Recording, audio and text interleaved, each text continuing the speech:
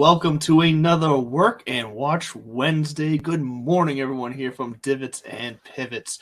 I am your host, Andrew LeDuc, joined by my co-host over here, Bud Copeland, and we have a fantastic pivot episode for you today because, we do have the Canadian Open going on to the north of us this week. But let's be honest, there is a lot of things going on in the golf world this week that we just feel like we need to talk about. So we're going to touch on the Canadian Open, but sit back, buckle up, pretend like you're doing your work, whether you're in the office, or pretend like you're paying attention to the road, whether you're driving on the way in, whatever you're doing. Pay attention, but listen. I can get us sued.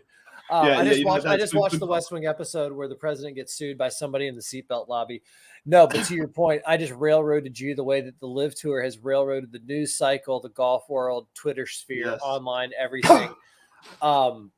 I mean, it's gonna be a fun nugget to kind of chew on and digest here. But as you said, we got to give the tour its due, and regardless of, I was about to say irregardless, both my sister and my wife. So this has been going on my entire life. Have had this thing about the word irregardless. But irregardless of that, we're going to move back on to the RBC Canadian Open. RBC, funny enough, dropped both Graham McDowell and DJ when they left for the LIV Tour. And I heard one of the funniest jokes online. It was floating around when DJ found out. He said, "I still don't know what RBC stands for." But the Royal Bank of Canada, quick funny story about Canada. I grew up in Tallahassee, Florida. Fans of the show know this. And my sister was a sports information director at Florida State, getting her master's in communications. And so we used to go to a lot of the baseball games. And back then, Mike Martin, in his prime in the 90s, all-time wins leader now, he, I think, don't quote me on that. Don't at me. But anyways, we would go to a lot of the games, and especially during the regionals this time of year, College World Series time, it'd be nuts. Their first base fans are known as the Animals. Back in those days, the third base coach Chip Baker would leave a bottle of tequila out there for them. But they started a tradition down at Florida State where in the middle of the sixth inning, I want to say it is, because eighth inning is Sweet Caroline at Fenway, but in the middle of the sixth inning, they sing "Oh Canada." It was an homage to an old Canadian player that they had back in the day. They just felt bad for the kid because nobody got his national anthem. So they started a tradition. So look it up. You go down to Florida State, you get a baseball game. It's a great experience at Dick Howser Stadium. I've actually played on that field back in the day, but that's another show for another time. But there's my quick aside about Royal Canada. They sing the Canadian national anthem at Florida State baseball games. But I did not know that. See, you're always learning here. I'm sure most people didn't. So yes, you are educating everyone. There's going to be at least, we're talking 4 or 5 people who hear that and go, yeah. Because I've got a Tallahassee contingent out there. Go Noles. I'll say it every once in a while. The best thing that ever happened from Florida State athletics was Mark Richt, because he came to Georgia. He got Georgia out of the mud and the muck, and he's just a really, really nice dude. Him and his wife are wonderful human beings. Anyway, back to golf. We're in Canada. That was an unplanned tangent on Florida down there. But yeah, we are going much further north to Canada, as you said. St. George's Golf and Country Club, right outside of Toronto. Not a relatively long track, 7,000 yards, par 70, bent grass greens. And the scuttlebutt around the course, this Stanley Thompson Classic. Stanley Thompson, by the way, Canadian course architect, founder of the Association of Architects of Americas. That's not the actual one, but he's the Golf Course Architects Association of America, whatever that one is. He founded it. He's a classic guy, but he's another one of those names like Tillinghast, McKenzie, Jones. He's definitely a name to be reckoned with. And this week, scuttlebutt is that they're not taking a back seat to next week's U.S. Open. They're setting the course up tough. It's going to be a lot of rough that you're going to see that in Brookline maybe, and the greens are going to be running fast. They said I just saw that they had them at a 12.5. So we're talking about and you also look at the lineup of folks who showed up there. The names are there. If they're not in London, they're in on just outside of Ontario or Toronto. Don't at me, Canada. Yeah, it is a pretty decent. It's solid. Lineup. It's deep. Yes. I'm rolling through it right now to see who, like, just some of the some of the names that might be lower priced here, but yeah, it's a decent lineup for the Canadian Open. And like I don't know if you mentioned it yet, but this is the first time we've had it in the past 2 years. It was the only tournament I think you said that COVID shut down for 2 straight years. Yeah. And by the way, if you've never gone to Canada, which God, you got to do it. I mean, they're good people. They're kind of like Aussies. Something about Commonwealth folk. They're good people. They like to have a nice time. Come have fun, be merry. Yep. So I think the crowd's going to be really big this week. I definitely think with what's going on over in London, they're going to even be a little more kind of juiced to show up, show out, show a little bit of pride. It's a national championship too. I mean, at the end of the day, you talk about these guys, things that matter, wins that matter. And I'm not going to put it up there with other national championships, wink, wink. But it's a big deal. And I think that's why guys like Justin Thomas, Rory, Scheffler, Tony Finau, they're all, they're all there and they're getting tuned up for next week. That said, because I'd say this unforeseen meteor, but this is almost like the meteor or the comet that was out there and NASA's going, 1 in a million. And then all of a sudden it's a week out and it's like, guys, we got 50-50 and now impact, is imminent. And it derailed our DFS research. We've been doing nothing but gossiping about the LIV Tour. So true than like high school girls. I'm going to give you my quick and dirty on DFS this week. Go with chalk. I know. Fight the urge to be smarter than you think. The off course stuff, like your buddies are over making 3 times what you're going to make this week, and you're grinding your ass off, and they're getting chauffeured around. Speaking of chauffeur, we're going to talk about the U.S. Open and a unique setup there in a minute. So look for the cream to rise again to the top. This is not an off week for these guys. They want to win. They want to win bad. There's no kind of, I know as fans be like, it's hard to go back to back. They don't think like that. They think shot to shot, not week to week. So like you said, if they're setting it up in a way that it does line up to be a perfect kind of practice tournament for the U.S. Open, like you said, it's big. The tournament itself is bigger than a practice tournament, but some of the guys who do well this week may very well do well again at the U.S. Open. I'd look for that. Now, I'm gonna be a hypocrite, shocker, and go back on or just be the guy I just said I didn't want to be, or was making fun of. But I do think it would be hard to go back to back in these 2 weeks because of how hard they're going to have the course set up and everything that goes around it. So that said, I say don't be shocked if a JT Scheffler. Somebody who's in good form right now, a name, let's put it that way. Yeah. And don't be shocked if roars. I mean, I'm going to go Ben Crenshaw on you, a little homage to Brookline.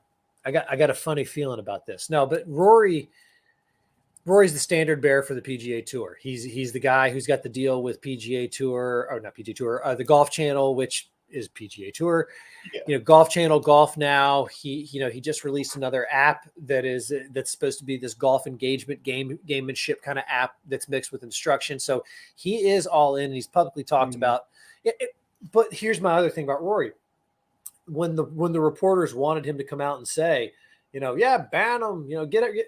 He's like, these are my friends. And they're doing what's best for them, and I'm doing what's best for me. And I think, and I really hope in the media who want to stir stuff up doesn't show up in this, and we embrace it for what it's going to turn into, which is what it's going to turn into here in about 45 seconds. By the way, so RBC Canadian Open, you have any input, any thoughts? I know you were just saying it's your favorite tournament of all time. And you've always wanted to go to, where is this? No, I didn't even. St. George's, didn't you? Yeah. St. George's Golf and Country Club. Yeah, I didn't even write down the name of the town though. It's a tiny town, right outside of Toronto. I don't know why. See, I've been to Toronto. Toronto's huge. I've been to Toronto. Beautiful, great city though, but massive. Did not expect it to be that massive when I went there. And the weather's going to be blah.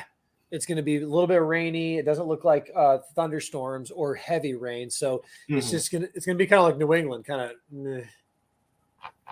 Well, then I mean, like I said, I did most of my research this week was on the LIV, not on stats, but on the storylines. So I am ill prepared for the Canadian Open. But just in looking at who is there, I think you got some guys who have been playing well this year. At the top, like I would expect. Well, right now Rory McIlroy is playing pretty good. I like him. If it comes to those higher price guys, you got Scheffler, you got Thomas. Smith right there. Smith seems to be picking things back up, but I like Rory right there. I mean, we've got major winner, icon, players champ, major winner, Sam Burns, who's on a heater. And you go top. I mean, this. By the way, Matt Fitzpatrick chipping cross-handed. Check it out. I just saw an article on it. He said he started chipping cross-handed. That's crazy. I saw him do it, and it gave me the same kind of like bad goosebumps that you get when you see something that makes your skin crawl. Like if you're not a pimple popper person and you see somebody popping pimples, that's what I got when I saw him chipping cross-handed. But these are all guys who are hot right now, and I think that's what's going to happen. You heard it here first, folks. A good player is going to win the tournament. Shocker. And then someone who is interesting is someone who's been playing well recently that we've kind of jokingly talked about, but I think now we need to at least give him some credit with his current form. And when you look at his season stats, he's doing all right, actually, is Mr. Brendan Todd. He's showing up again down there, 8,200. I love that you said that. You know why? You know where he's not going to show up? Next week at the U.S. Open. Homeboy didn't make it through final qualifying on golf's longest day, Monday. I'm not. By the way, I am not knocking Brendan Todd. We are full. Yeah. I am full team Todd again. Yeah. Especially after I've eaten a humble pie at the last two qualifiers myself. So that's true. We'll get into that a little bit later too. We'll finish up the Canadian with the last couple thoughts here. Before we go any further, so Canadian's done. Shouts to Canada. I know the entire Canadian national anthem too, not the French part. Don't get me started. But last week on the golf course, real quick update from Boudreaux's league. I had 6 birdies on the weekend. 6, count them 6. Okay. And the format was fun. We played now. Really, I would say I had 4 natural birdies, and then the other 2 were because of the format we played. The format we played was every hole was a par 4. You played the par 3s from the backs, par 5s from the fronts, and then at the end of your round, you go through and you cherry pick your 9 best holes. So it's just your lowest 9 on the day. It's actually a pretty fun format because it's best ball version in golf of yourself. Yeah, like it's like a best. That's actually the best. It's like a best ball card for yourself. Well, what I'm referring to is the DFS format for. Well, it's not DFS, but the fantasy football format, best ball. You don't set your lineup. You just pick like however many guys. I think it's like 24 guys, and it automatically sets your best lineup every week. Oh, cool! I didn't know that. So you draft it and then you just let it ride for the season. So it sounds like it's similar to that. You just pick your best holes at the end. Well, I did actually. I drafted a Piper Gold off the first tee, and that's what led to a low 9 of 30. I had 6 3s and 3 4s, turned into 30. Won the weekend. Nice. That means free golf for Boudreaux, but 6 birdies landed me in the birdie pool again. So I am now up 200. Actually, it'll be 260. Sorry, 260 on the year. Yeah. So we're trying to hit 1,000 by the end of the summer, and maybe buy the missus something a little nice. Yes, like a vacation to somewhere where you have a golf tournament, right? Listen, if I said, honey, we're not going down that road. Smart man. Moving right back along. I brought that up because I want to say thank you once again to Piper Golf for coming into my life.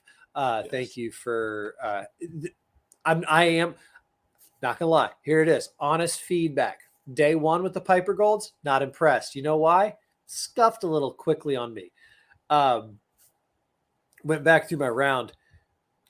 Trees and cart paths will do that. It had nothing to do with me because I went through Saturday's round with going through 2. Yeah. 1 I lost on the 3rd hole, which was fun because in this format, it was almost like match play. Like, okay, well, F it. That ball's lost. I'm not even going to finish the hole because I'm going to not use that score. And then I use the next one for the rest of the round. And they're soft, and you don't lose the distance. And I do this kind of like weird Dave Matthews face when I'm looking at that, because it is weird. I didn't want to trust him. I was skeptical at first. So shouts to the boys and girls at Pipers Golf. Pipers. And as always, thank you so much to In the Clutch apparel. As soon as the Celtics win the title, that's when you will see some In the Clutch on me. But I can't. I mean, let's be honest. It's playoffs, and you gotta wear the right one.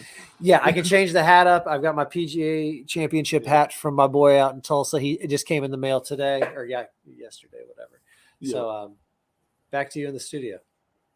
So we're done with the Canadian Open, and we've now touched on.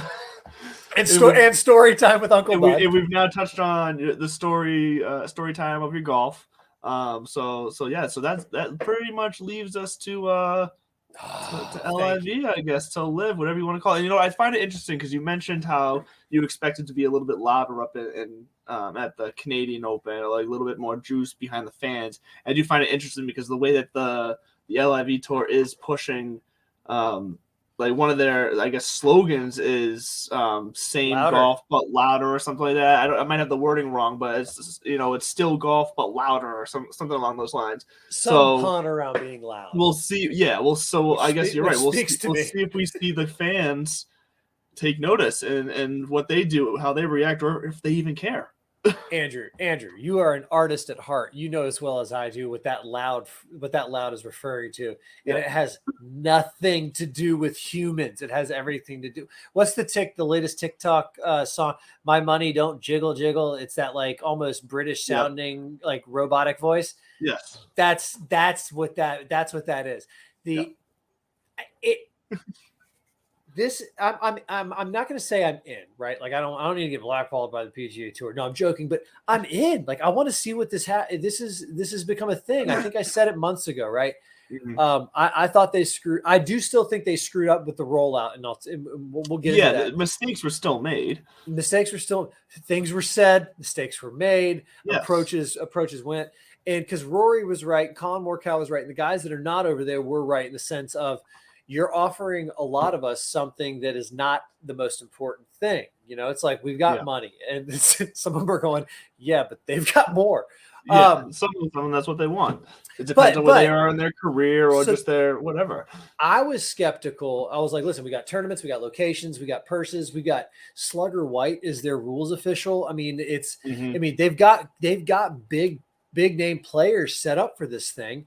Yeah. And they're almost taking the Field of Dreams. If you build it, we will, they will come. And here we are because we're here. We want to see it. I want to know more about it because the names started showing up. All of a sudden, it's like, oh shit, this is real. And we're going to get into some of these names because looking at the team, and we'll explain this too. But looking at the team rosters, I was surprised at the amount of. Not even just names that I would know that are in here because obviously I look at golf all the time. But I think there's a lot of names in here that a lot of casual fans are going to recognize as well. So I will be curious to hear the feedback, especially once Bud here has not looked at the teams yet. He hasn't seen the entire player roster yet for the tour. So we're going to get into that live and get his live I was about reaction. To say, full disclosure, the closest I've come to seeing this field is maybe the top 16 names. Whatever y'all seen on Instagram or the or the Twitter sphere of those graphics that came out, it's like top 16 names confirmed. Like that's really all I've seen. Not even top. I have heard scuttlebutt through some podcasts of somebody else, but I'm just curious because now that the names are here and now that it's real, I mean, let the conspiracy theories about. Now, the dope thing about this is the format's intriguing, right? Andrew just referenced teams. So this is a team format, both at this event and throughout the year. Everything when you talk about teams, everything from having team captains to having a draft, which happened, by the way, sneakily happened last night. So it's work and watch Wednesday once again here on Belly Up Media, Tiki Live. But it happened sneakily, and that's when we were talking just before the show, and I was like, wait a minute, what do you mean team names? I was like, what are the team names? Who's here? So we're not just team names, they got logos, as if they're baseball team logos. That's what they got. And you already tipped your hand by comparing them to baseball team logos. Well, they're not all. I'm just the one that happened to be right in front of me has that baseball field. The rest of them there's a wide range of style of logos. All right, before we start picking apart logos and names, format is important, right? So I mean, we don't necessarily we don't need to go through hole by hole. I'm pretty sure it's just stroke play, and then there's probably going to be different. Like it's your team, right? You want to go low and go hard. That's the name of the game. But basically, you get these teams, and it's Thursday, Friday, Saturday, 18 holes, shotgun start. So right there, quick pause. One of the biggest complaints about sports today is they take too long. And that's why even Mark Cuban floated an idea for MLB. And if they don't jump on it, they're idiots, where you can start subscribing to your own personal players. And that way you can just watch only their highlights when you want, not even highlights. Like you get a little notification on your phone. Chipper Jones now or something. Right. Back in the day for me, it would have been Chipper Jones is on deck and then you just pull it, whoop, click in. So that's kind of this thing where, all right, we're going to shorten golf and it's going to be one round, not one day. Now, the old model was, and when you're the only game in town and, you know, that's where the eyeballs have to go, you have everybody for all day. Now, here on the East Coast, how many people on Thursday? I mean, I've already got my hand up. So if you're listening, my hand is already raised. How many people are going to wake up on Thursday and tune in to LIV for 3 or 4 hours, maybe 5? I mean, it's round one. I don't know. It's 3 or 4 hours. And then they're going to pivot over to Golf Channel coverage of, you know, it's not like it's taking away yet from my life. So far so good. Shotgun start, that's going to be fun. The whole idea. Well, and what I like about the shotgun start too is that, you know, it's not like you're waiting around for the signature group or whatever. You're gonna be it's gonna be nonstop shot action from everybody who's playing at the same time. And no cuts. So it's 3 rounds, no cuts. And by the way, real quick about the money, you're going to hear a lot of numbers thrown out there. And there's two categories of numbers. A lot of these guys are getting signing bonuses. That's legit. That's what it is. They're getting basically an appearance fee. Boom, sign this check. You're going to be in all of our events for this year. Oh, and here's the cherry on top. If you win, $4 million. If you don't win, if you go out and shoot 80, 80, 80, first of all, your teammates are going to hate you, which we'll get back to that in a minute. But second of all, 380s and you walk away with 120 grand. Yeah. The money, the money's there. Yeah. There's no doubt, and that is another part of this, and that's the main reason why this tour. The tour is getting its hate because it's seen as being in competition with the PGA. But I mean, the other factor is that the money is coming from, you know, a group and an organization that, I mean, I can't say has a what's it called? I can't say has what's the word? Listen. Look, there's the human rights aspect to this that people find sketchy and supporting this because of where the money's coming from. You can't separate it. Right. Exactly. It's one of those things where you can sit with people and say, oh my God, Chevron is sponsoring the ladies major now, and fossil fuels, oil, climate change, etc. You can go down some of those moral, ethical arguments just like people will. You know, it does get a little different when you talk about maybe human rights violations, some of that kind of stuff. That said, how far does that go? You know, who manufactured the T-shirt that you're wearing? What does their government do? You know, there are layers to that. So that's why but why you brought it up, and I'm so happy you did, is because that is an aspect of this. One of the journalists, sports journalists, talk show hosts, guys I look up to the most. Dan Patrick was talking about it today, and he was very nonchalantly being like, it's a check in your conscience. Like, not on your conscience, it's a check and your conscience. And by the way, he wasn't judging them. He even said that, I'm not passing judge. He goes, I know what I would do, or I don't know what I would do. He's like, I'm saying you have to check with your conscience. This isn't like any other job opportunity. You kind of need to. And who are we to judge on that front? But like you said, it is an aspect of this. So the money is there. There are some connotations with it. But then again, the events are not being held in Saudi Arabia, and how many degrees of separation do you allow money and organizations to go before you let it impact your life? I think it's a great, hypothetical when these reporters are saying to those guys, What, how do you square this, that, the questions that we would expect them to ask her, maybe think. I wish one of them would go, would you do it? Yeah. Like if the Saudi government said, we're going to, you're a journalist, the Saudi government said, we're going to launch a website, news media outlet. Here's $150 million. We want you to run it. Mm-hmm. Just pause. Like it does put things in perspective. So that's why I love all aspects of this. But the best part about it is going to be the golf. It is going to be the entertainment. It's going to be the 18 holes. It's going to be the fact that who gets to start on one hole. Also, I went back to you shoot 80, you shoot 80, you shoot 80, and you cash a check. Hell no, you don't. These guys have pride. These guys are really, really good. I mean, even some of the names that we're going to go through here that you're going to be like, oh, damn, he's there? Like, oh, my God. And then some of the names that you might have never heard. As someone who didn't even see the top 16 list when it came out, so all these names are fresh other than obviously Phil and Dustin because they've been in the news the most. But so I didn't even know, like when I saw some of the names in this list, I was surprised by a lot of them. So that's why and so as we go through this, I'm glad we touched on that early because it's going to be an overarching theme this entire time. Mm-hmm. But I don't think it necessarily needs to be a topic on every bullet. Like some people are going to try to make it that way. Of course, but I mean, if you're single issue about something, you're single issue about it. And that's your lens, and that's fine. So that being said, so we got. Oh my God! All right, let's do this. Who are teeing it up at where is this place? Is it the Centurion Club? I mean, these events don't even have names, by the way. It's not like it's just London. It's just LIV London, and then way, end of June is going to be LIV Portland, and then in September it's going to be LIV Boston. Exactly.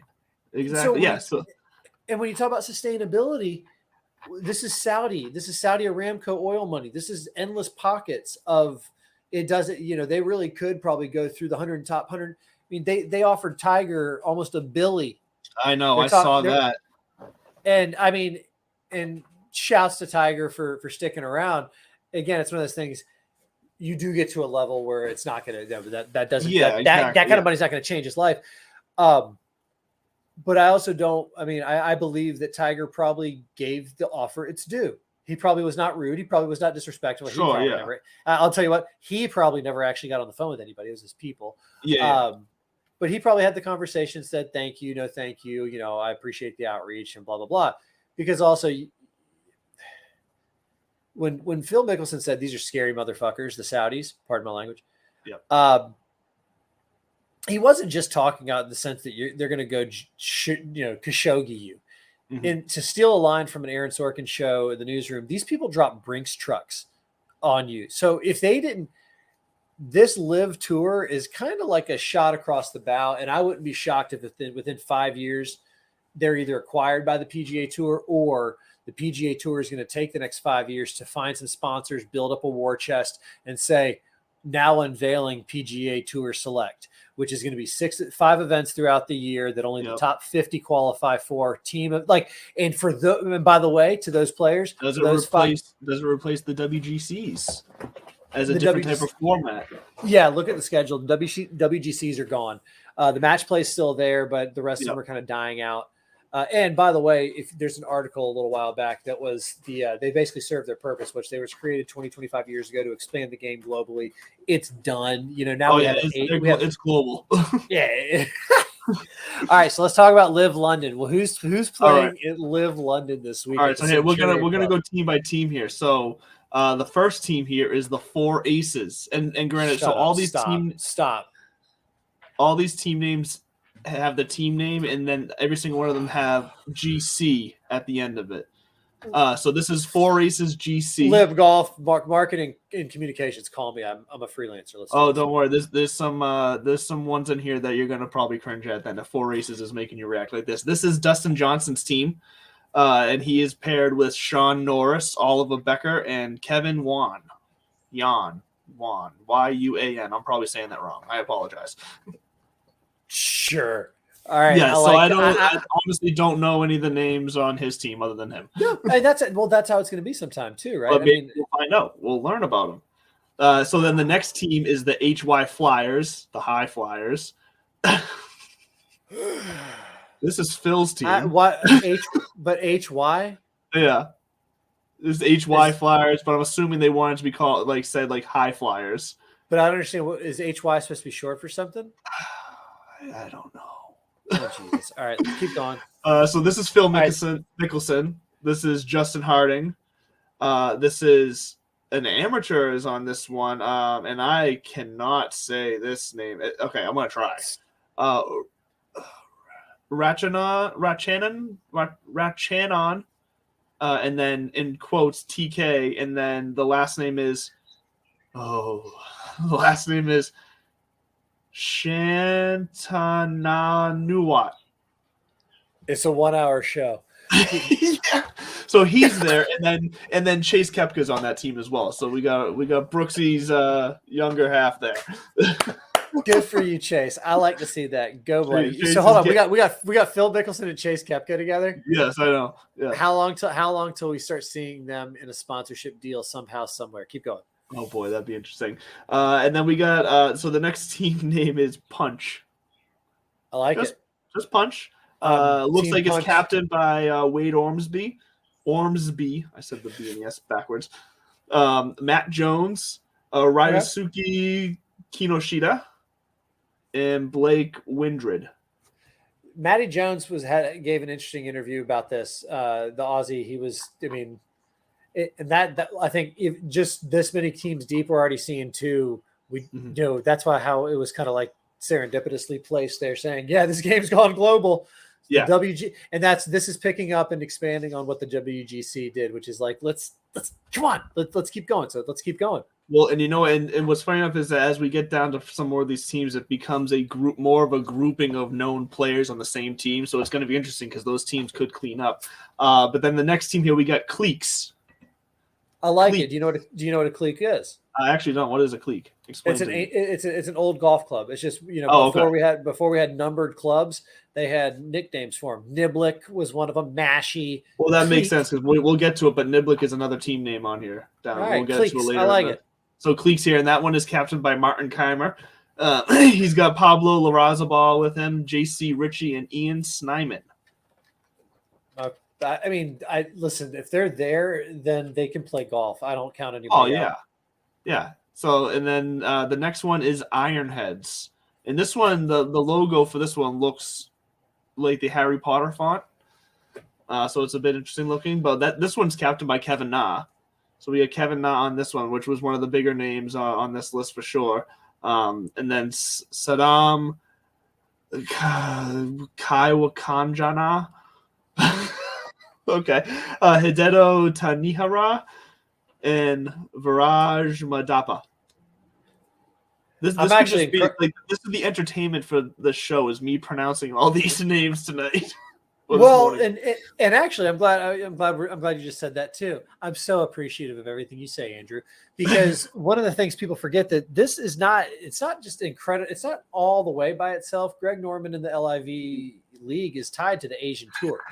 So people think when they hear Asian Tour, they think just PGA Tour Asia, and it's like, yes and no. Like they have some sort of relationship there, but obviously they've got relationships with other people. I mean, they're I was about to make a dirty joke, but so that's why, I mean, a lot of these players are not going to be familiar to us. And I love what you said earlier. We're going to learn about them. We are, yeah. But some of these guys are known guys on other tours around the league that are tours that are considered qualifiers for the U.S. Open. Open, a lot Masters, of these, exactly. All right, keep going. Who else? Was the Ironhead. Real quick. Also, Kevin Na, he was the first one that we see come out and quote unquote officially resign from the PGA Tour. Yep. I think all the shit that he's getting for it is both, earned and not. I love that. What's his face? Grayson Murray, the recovering alcoholic, tour parting shots on the way out. I told you on the Mexico range, you're not going to be missed. He said PGA Tour rounds just got an average of 20 minutes faster. I love there. I love that, and I love that. And it's not the last we're going to see of Kevin Na. No, of course not. I don't think so. It might take a year. We'll see, but whatever. But so that was the Ironheads. The next team here is Smash. Just Smash. Oh, I already respect this. Is this Graham McDowell? No. This is Siwon Kim. Okay. Scott Vincent, Genichiro Kozuma, and then I know this name, but I've always struggled with it. Itipat Baranataniara. I can never say it, but I know the name. The Barn Rat? Yeah. Is the Barn Rat there? Yeah. I love this guy. This dude, Chiefs darts, like doesn't give a shit. He's, and I don't want to do this, but I'm going to do it. He's kind of like the Asian John Daly. Like, you want to root for him. You like him. He's a bigger guy. I don't know why I'm so stuck on him smoking heaters. And I think there's just something endearing about that. But I like that the Barn Rat's out there. And I don't even think he's smoking. I think he's vaping. I got to look that up. But okay, cool. Yeah. The Barn Rat. All right, and then these are where we get into some interesting team constructions as far as the players on them, and these are some of the teams that I think can do some damage here. So we have the Crushers. The Crushers are captained by Peter Uihlein, and he's joined by Richard Bland. Those are actually two big names from the DP World Tour. Yeah, and then Fachara Kongwatmai. Bless you. I butchered that. And then Travis Smith are on the Crushers. Can we talk about those two names back to back real quick? Although I will say Smith is spelt with a Y, not an I. So probably Smythe, but probably, we don't need to get into grammar. Wouldn't it have the E at the end if it was Smythe though? Probably. I don't know. But the more important question that we need to follow up on later at some point is what is the DP World Tour? What is their reaction to all this? I haven't even looked into that. What happens? What happens if like the DP World Tour is like, yeah, we're cool, dude. Just be back before midnight. Like you do have your obligations to this tour, and as long as you fulfill those, we don't care what you do with your off time. Like if all of a sudden they're the cool, like which they might be the cool mom in the neighborhood, and so that's where things could get interesting for the PGA at that point. I do because like Phil made a good point. He goes, I've earned a lifetime membership. I'm not giving that up. Hopefully, I mean, and he even kind of said, like, I understand there might be some consequences, but then at the same time, and I do think there should be, but I also think that would be a bad look for the PGA to pull a lifetime membership, especially from Phil Mickelson. That's a bad look. And Dustin Johnson. People forget DJ's. He's there now. He's 20 wins, major, the True, whole bit. Yeah. I think it's just time. He has to be older before he can actually get it. I don't know if that's true or not. Fact check. Yeah, I don't know the exact either. Go to the next team name after those DP World Tour boys. Bland so then we get the Majestics here, and this is basically our English. Is this a WNBA team? Well, do you know what it does sound? Yeah, this is. Although they spell Majestics, I just noticed this right now. Majestics is spelled Maje, Maje, and then sticks, like with a CKS at the end. So this is the Majestics. Majestics. Yeah. But this is like these are our boys from across the pond here because it's captained by Ian Poulter. He's joined by Lee Westwood. They have Sam Horsfield and Laurie Cantor. Dude, that's actually so far. It's a pretty solid team, right? It's also the team I want to go play with right now. Like Yeah, that would be a fun crew to be with. All right. Oh, who else? They're the ones ripping shots up at every tee box right there. That's that team. By the way, Ian Poulter, sneaky good social media follow. Well, and then we got so there's that team. What I think is interesting is the team constructions here. This is what I want to get to is that, we pretty much have an English team there. This next team is pretty much South African. We got Louis Oosthuizen. We got Henny Du Plessis. I can't say that one. But we have Charles Schwartzel and we have Brandon Grace. Carl. It's Carl. Brendan Grace. No, that's another solid crew. It is. That's a very solid crew, but that's something that maybe that the LIV Tour might be able to kind of lean into here is that if these drafts, like if their team captains are going to start picking guys that they're comfortable playing with from either their home countries or not, you might get these de facto like country rivalries with each tour, or where you're getting that extra juice in the field there for the entertainment value. Well, it's not a bad thing for them. Who did you pick for your team in gym class? The people you knew. I mean, exactly. It's like, and if you didn't know, then you just kind of went by the most objective thing you could. It's like, all right, what game are we playing? Tag. Exactly. And then you started looking down the line and looked like who would be good at tag. All right, keep going. I like this. All right, so I'm sorry. That team name was the Stinger. It's just Stinger, not Stingers. Stinger. Just glad it wasn't Shocker. And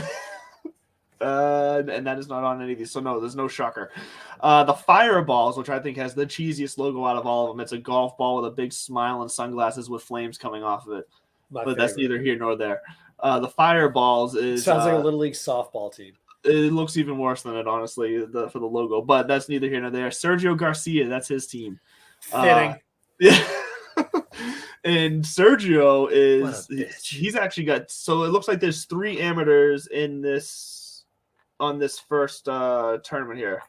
3 total amateurs. 2 of them are on this team with Sergio. So we got David Puig and we got James Piot as the 2 amateurs. And then we have Jediah Morgan. That's going to round out the Fireballs. Did you just say James P? I thought you would like that one. Well, I mean, and he's got the little A next to his name. Yep. Interesting move. Well, first of all, I think he wants to keep that because he's got. I think does he still have entry into the U.S. Open? I don't know. I believe so. But even if he didn't have that, I'm just curious if he's holding on to that to go play in this just for the experience, knowing that he can't take any of the money. But is Live Golf saying like, all right, yeah, we'll pay we can't get name, image, and likeness. Let's put it that way. All right, cool. That's dope. Who else we got? All right, and then the Niblets, your other old club. I've learned something today. The Niblets are captained by Graham McDowell, Bernd Wiesberger, Turk Pettit, and then Oliver Becker.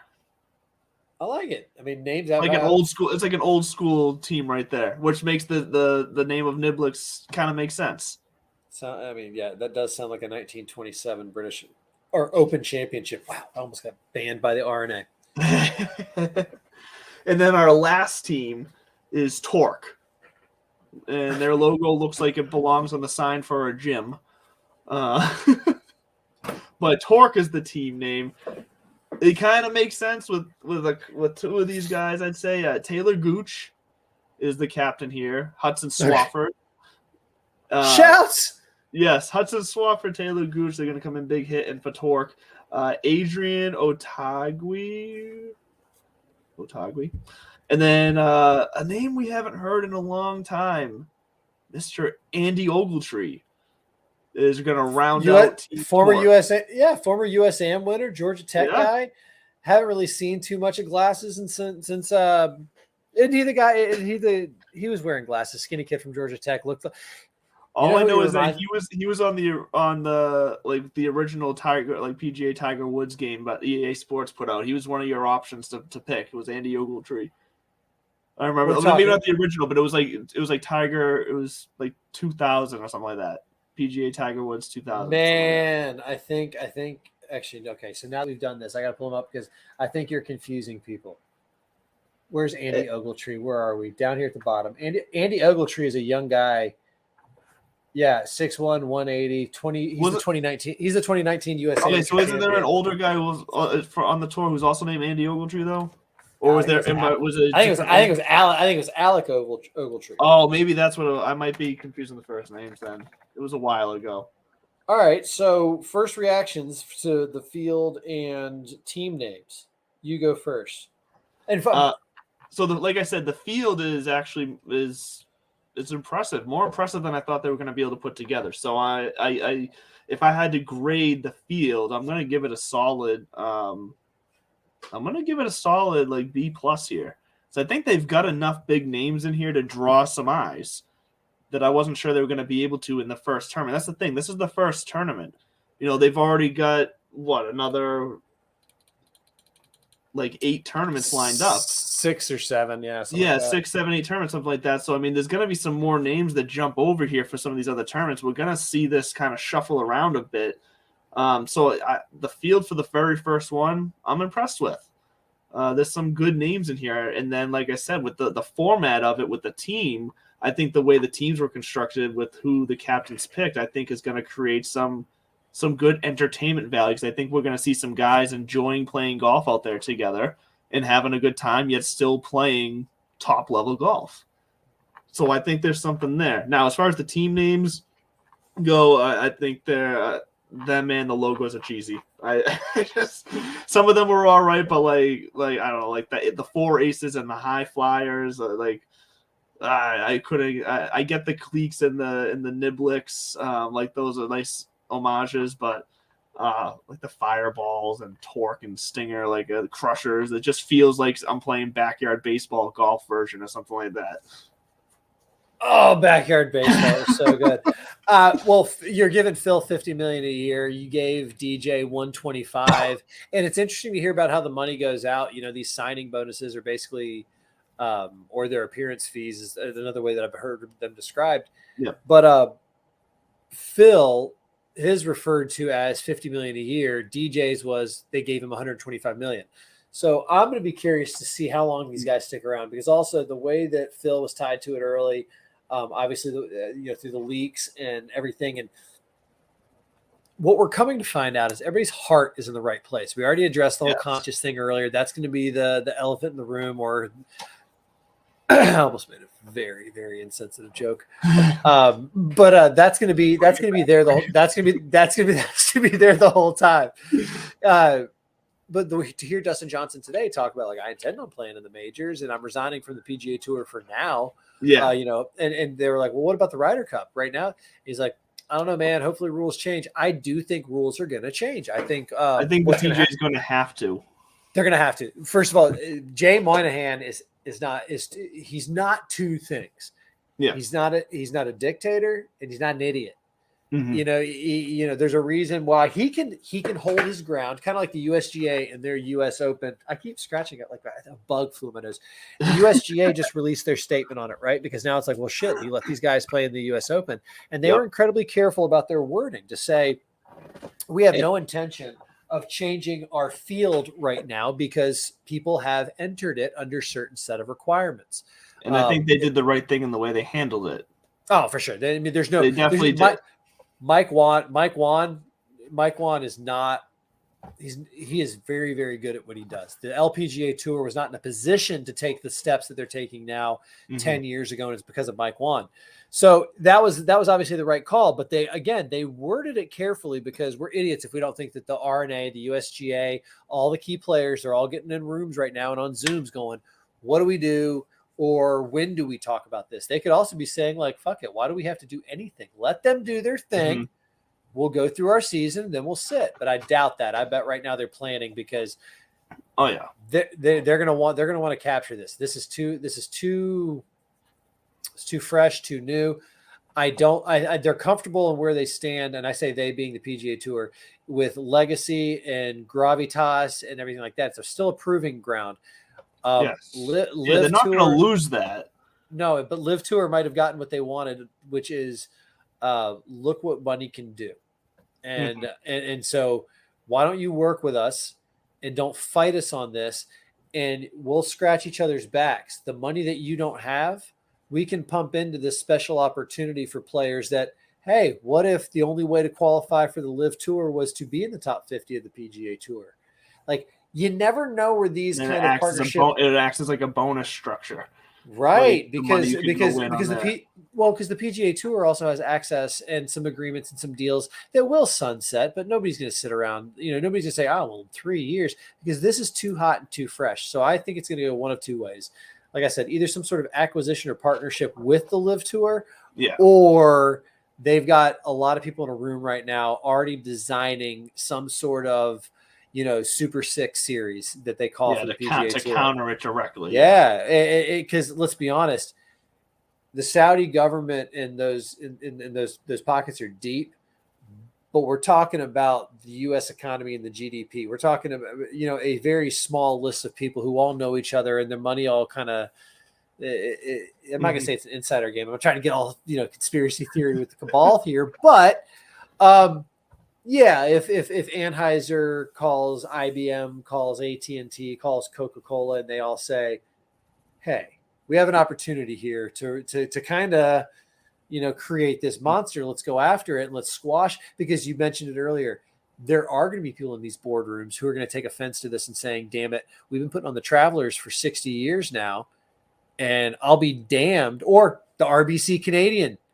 Yeah. I don't think it was a coincidence that they just told their two spokespeople on either side of the pond, Graham McDowell and DJ, to hit the bricks. It's like, all right, line in the sand. You chose your side. So before anybody goes further on this week and judges anybody for making decisions, just pause real quick and try to remember where this all is born from. Because I do think that Greg Norman's heart is in the right place. I applaud him. I applaud Jay Moynihan for standing firm on the brand, because the PGA Tour, Sure. I don't want to say they're nobody to be trifled with, because they're not the mafia. They are the standard of excellence. They brought, without the PGA Tour, there is no LIV Tour. You know, there's that kind of course, yeah. So I don't think they're going to go away, and I do think that there's going to be some sort of truce in the long run. But really, I think after all it's said and done, it's probably way simpler than I'm making it out to be. The LIV Tour is going to continue to do what they're going to do, and the PGA Tour is just going to amend their rules to say, sure, you want to go play in your off weeks, you get. They might say there's fewer of them. It might be harder to get, but instead of saying, you get 2 a year, and you pick when you want them. That's it. So anyway. Yeah, there's going to be like you said, it might take 3, 4, 5 years, whatever, or maybe less, but there's going to be at some point 5 years max. There'll be a coexisting, or like you said, acquisition 100%. I don't see how that's not going to happen, as long as it shapes up. And look, they haven't even swung. LIV hasn't played a hole yet, so we'll see if it is. We're assuming it's going to be successful based off of what we've seen so far, but we'll see how that turns out. If it does, accomplish what they're hoping to accomplish when it's actually time to play the rounds, the PGA will want it at some point if that's the case. Yeah, because I mean the format, it's all too good, and for somebody to say like, oh well, the money's going to run out eventually. Money ain't going to run out, and they've got a pretty solid base here. The names that you just read, that's enough to crank out 6 quality golf tournaments. Yeah, like I said, and that's the very start. And there's going to be more names that are going to float into here too. But I was very impressed with the baseline field that we have here for the tournament 1. Yeah, these are the people who wanted to go over to London. What happens when, pardon me, what happens when it's in Portland, Boston, Chicago, courses that what happens when, and again, back to my boy Dan Patrick, what happens when the scuttlebutt starts? These guys are all friends. They all talk to each other, and it's like, wait a minute, where are you guys staying? What kind of car service do you have? You tell me Miami, there's not going to be more names. The last one they have there's going to be some names that show out to play in Miami with this type of service coming from this league. There are going to be some names. Speaking and of at Miami, that point, like I said, at that point, that's late October. That's one. Miami's starting to get a little cooler down there. So it's a bit more enjoyable to play, temperature wise. But also, that's where what's it called? That's the last one out of these stringer tournaments. So they're gonna have built up what they want to build up, like that. People are gonna be more used to it. I wouldn't be surprised if we saw some big names show out in Miami at the end of this tour here. Oh, that's exactly how it's planned, right? Let's be honest. They're not not dumb. If we could figure that out right here in 2 seconds, it means they've spent 4 months or longer planning it out so that we noticed it. I like that you said we figured it out, as if they didn't leave big old breadcrumb trails. Yeah, they basically just left like a doobie and then a pint of Ben and Jerry's. A doobie, a pint of just follow, guys, go, because they're smart. And as we sit here and talk about it,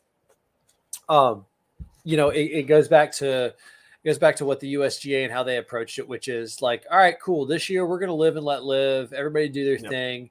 And at the end of it, we're going to talk. And speaking of USGA, next weekend.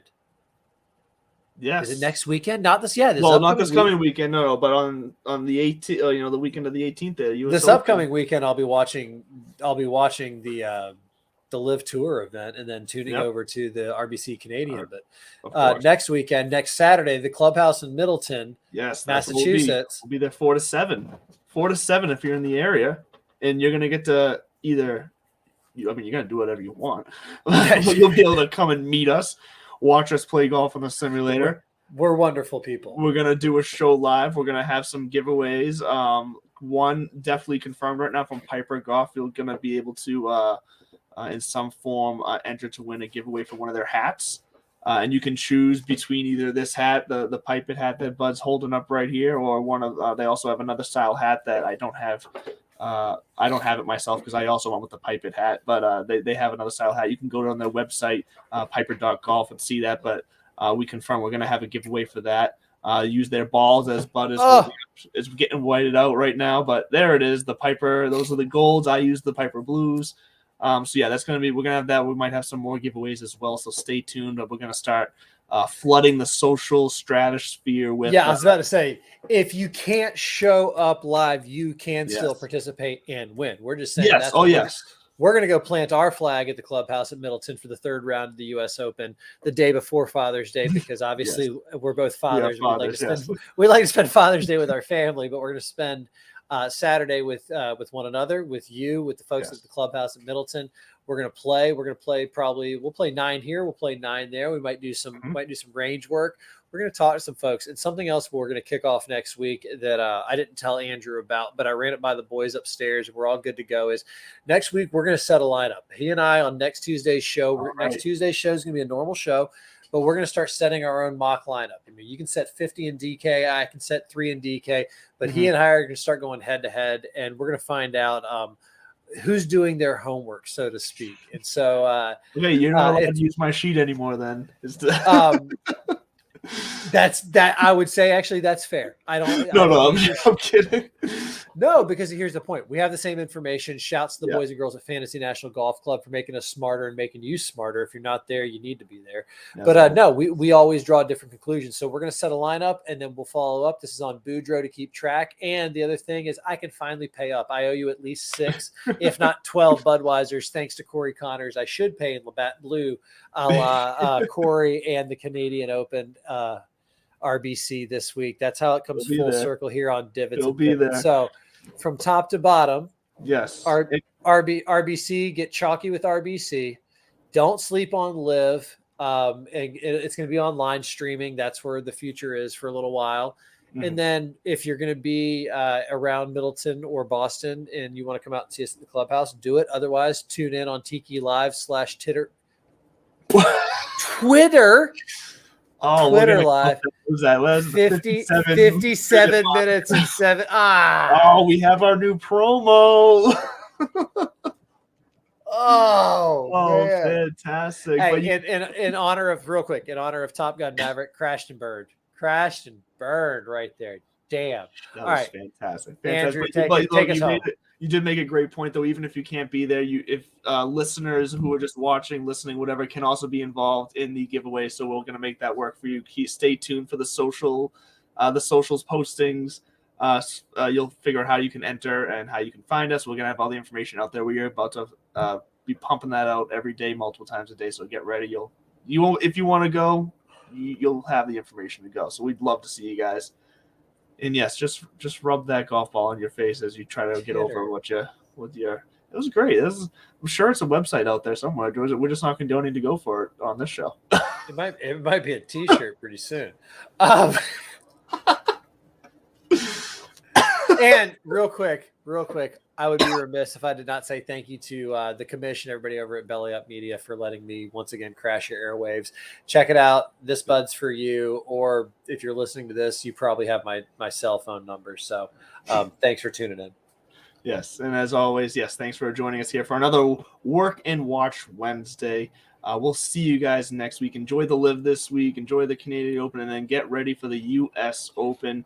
It's coming to both of our backyards here in Brookline, Mass. So we're ready for it. So you get ready for it. We love you guys. Thanks for the support. We will see you next week.